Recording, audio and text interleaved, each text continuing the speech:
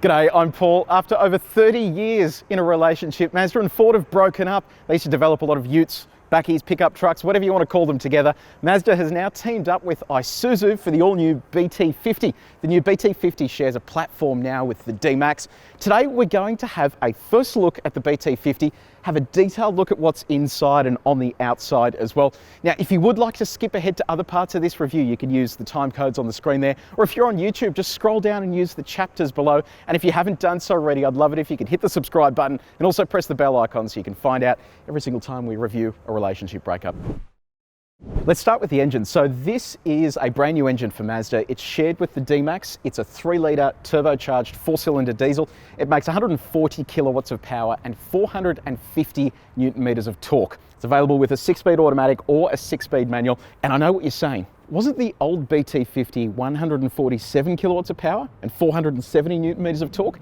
Yes, that's right, but Mazda says that this car is lighter, which means it should be quicker. And that also means that it will be launching down on its competitors. The Ford Ranger is 500 newton meter output, the updated Hilux is a 500 newton meter output, and the Colorado, which is now dead, is a 500 newton meter output as well. So it is interesting that they've stuck an engine in here that is already technically slightly outdated, but we're looking forward to seeing how it drives and whether it actually feels different behind the wheel.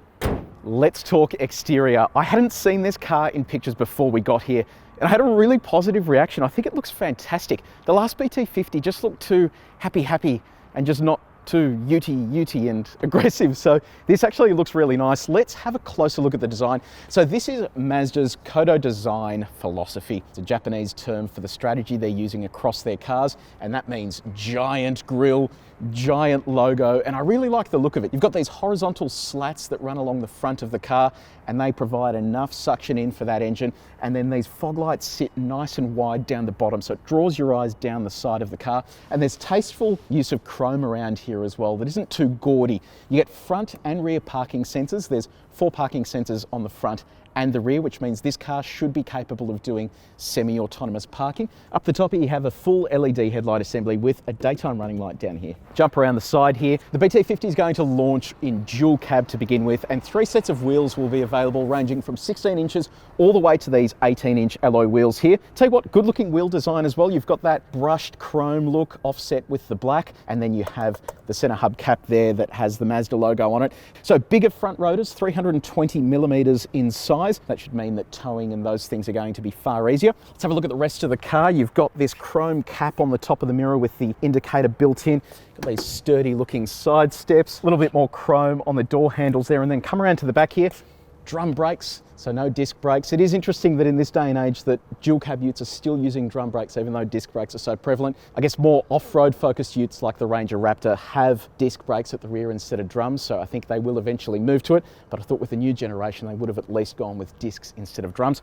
Come around to the rear. So this rear combination design is kind of similar to the D-Max there. They haven't really made anything too unique there. So you have your stop lamp, an indicator, and then a reverse light as well. And then a proudly worn Mazda badge on the rear with BT-50, and then 4x4 badges, and then chrome door handle there with the reverse camera built into it. It all feels nice. They've got these metal hinges. There is no torsion beam on here. With the new Ford Ranger, they integrated a torsion beam to make the tray come down and go up easier. So it is interesting that they haven't put a mechanism like that in just yet. Let's have a look at the tray. So we don't have dimensions for this just yet, but I can see in here we have tie-down hooks, but there's no 12-volt outlet or power socket in the back, which is a little bit disappointing given some of the other utes in this segment feature that kind of technology.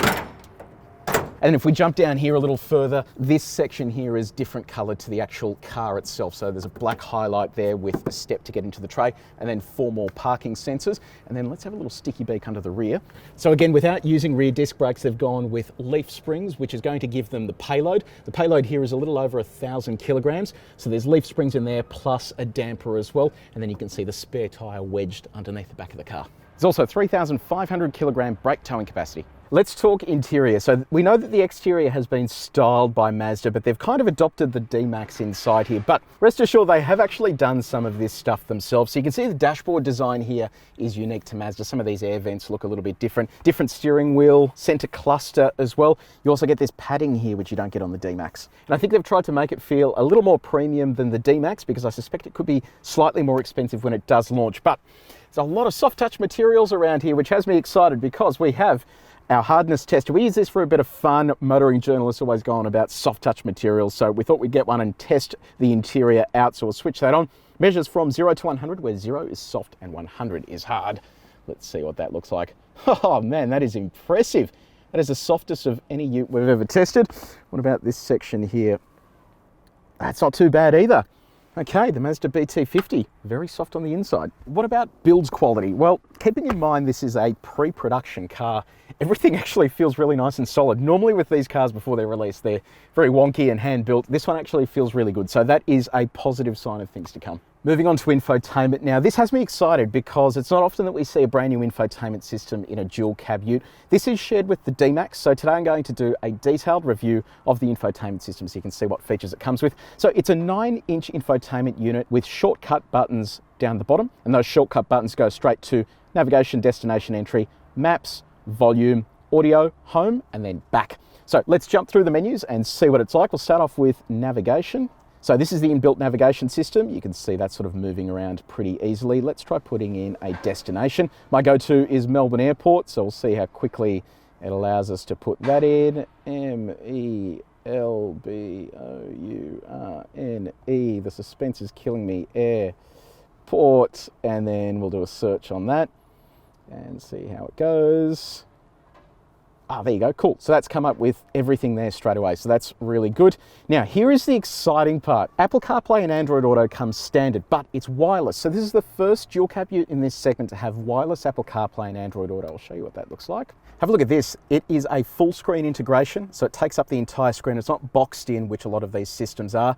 Smooth and seamless as well, and then you can use that with the car's voice recognition system. So one push of this sends commands through your phone, and it means that you're going to get higher accuracy. You can send text messages while you're driving. You never really have to take your eyes off the road. So it is exciting that this feature is going to be fitted as standard to the BT-50 and also the D-Max.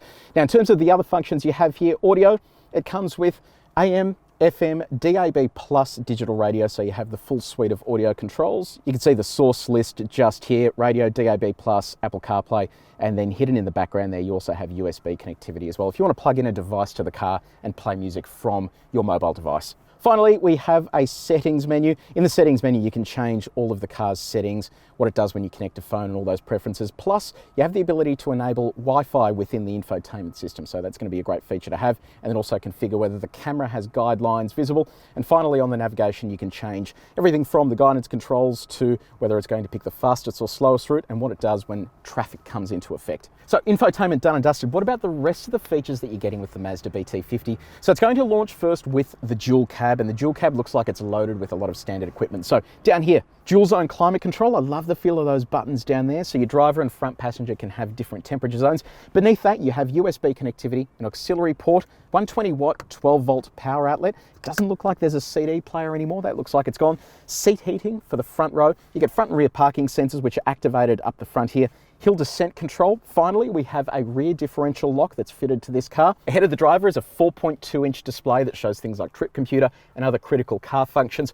Auto dimming rear vision mirror. Finally, we have automatic headlights and automatic windscreen wipers. Yay. And on the windscreen wipers, check this out. On the actual wiper blade, they've integrated the washer jet into the arm of the wiper blade, which means that you don't have it shooting up from the bonnet, which helps with aerodynamics. Now let's talk safety technology, because this is important in the dual cab ute segment. You've got autonomous emergency braking that pairs with radar cruise control, which is set here on the steering wheel. Plus you also have blind spot monitoring and a lane keeping assistant. This car finally now also has an electrically assisted power steering rack, which means that it's capable of doing semi-autonomous parking, which the old car never could do. One of the features I love in the Isuzu D-Max and the MUX and the top spec models is live surround sound. Check this out. This is included now in the BT-50 too. So it's like a set of speakers that sit above your head. Probably a bit of a gimmick, but cool nonetheless. And finally, what does the key look like? Let me show you. So that's the key there. Now, it's got a cool function. It has a remote start feature, so you can start the car when you're not near it.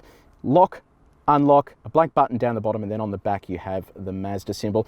Now, this is a proximity key, but it works a little bit differently. If you have this in your pocket, when you approach the car, you're within 2 meters of the car, it will automatically unlock. Then when you leave the car, you have to be 3 meters away and it will automatically lock. So you never really have to interact with the door handle, but you can if you need to. And then once you hop into the car, you've got a start button to switch it on. By the way, sorry about the noise. It just got noisy here all of a sudden. Let's talk practicality, and we'll start off with storage. Where is a tradesman going to keep all their stuff? So plenty of storage for a phone there, plenty down there as well. So it does have wireless Apple CarPlay, but no wireless phone charging, which is a little bit disappointing. What about for your dare iced coffee? Plenty of room in there, and then in the door you have plenty of room for bottle storage, plus odds and ends on the side. Then in terms of the rest of the storage, okay sized center console and a glove box down here that's okay sized as well. But check this out, you've got a second storage nook in there. No air conditioning port though, but you can use that for storing bits and pieces. Now I do like this though. The steering wheel is now reach and tilt adjustable. So previous generation wasn't. So that is impressive to see. And if you do have sunglasses, you will store them in here. Now, what about comfort? Check these seats out. So they're perforated. It's a sports seat. I can tell you right now, this feels fantastic. If I had to spend the entire day behind the wheel of this car, these seats feel like they're going to hold me in nicely. They're nice and comfortable, and with seat heating, I don't think I can complain much. Steering wheel is the perfect size, and when the car's on, it now has electrically assisted power steering. It is super light. Righto, second row, what's it like? Now, before I hop in here and show you, have a look at this. We have a couple of secret storage spots. So one under here, and then one under here as well. So you can put little odds and ends in there and you won't be able to see them from the outside. And then finally behind here, you have your jack and other sort of critical items, plus the top tether points for the second row of seats. Let's jump in, see what space is like. Okay, so this seat is in my normal driving position, which is a little further back. As you can see, it's pretty tight on knee room, but the bolsters on these seats are huge. So there's a little bit of extra padding there. Toe room is okay, but not amazing. Now there's some interesting features in the back here. Check this out. You have a hook on the back of the seat, maximum 4 kilos load. You then have a USB port over here for high amperage charging, so it's 2.1 amps.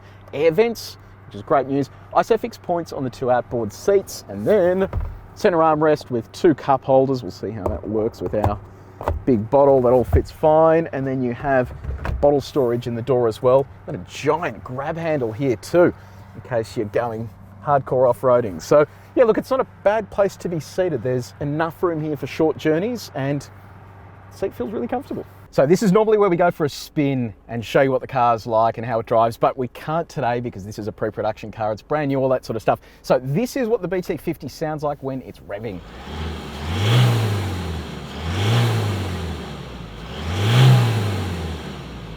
So that has been your first look at the all-new Mazda BT-50, the pickup truck, the bakkie, the ute, whatever you want to call it.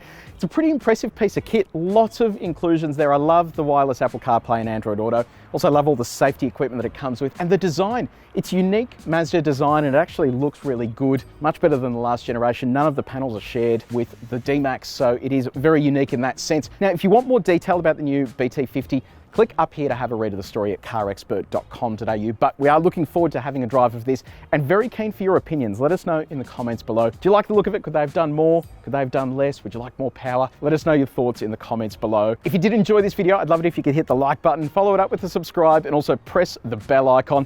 But until next time, take it easy.